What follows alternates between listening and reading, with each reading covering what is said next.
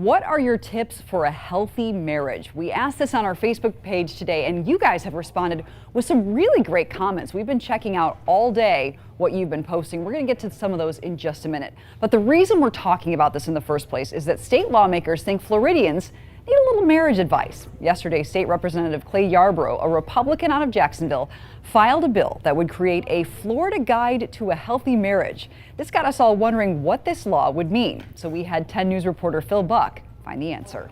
Right, Katie, and I have been emailing back and forth with Yarborough this afternoon. He is that lawmaker that filed the bill yesterday, and he says last year, in 2018, half of Florida's marriages were dissolved either through divorce or annulment. This, he says, costs Florida taxpayers almost $2 billion a year. He says the cost to the state child welfare system alone is estimated at $180 million. But, you know, I went through this bill myself, and I didn't think there was a whole lot to it. So I went and asked an attorney who has 30 years experience practicing family law what he thought of this bill. To think this is somehow going to minimize the incidence of divorce, I think that's just really optimistic and probably childish to think that that can accomplish such a great goal. It just seems like a lot of buzzwords to make people feel good about what they're trying to accomplish. Okay, all right. So the bill itself, you ask what it's actually going to do.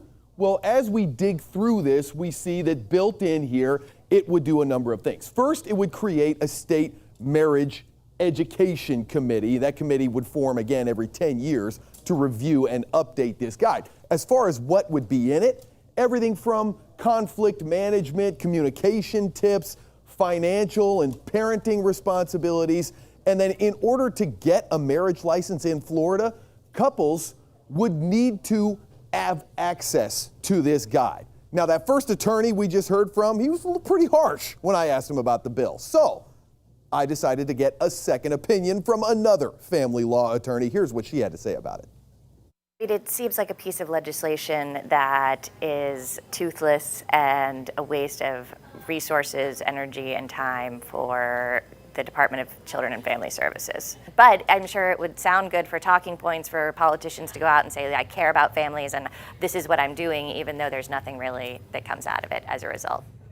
So 2 years ago when Yarborough first filed this bill, State Senator Kelly Stargell out of Lakeland filed the companion bill over in the Senate. Now, I reached out to Stargell multiple times today. So far, I've gotten no response.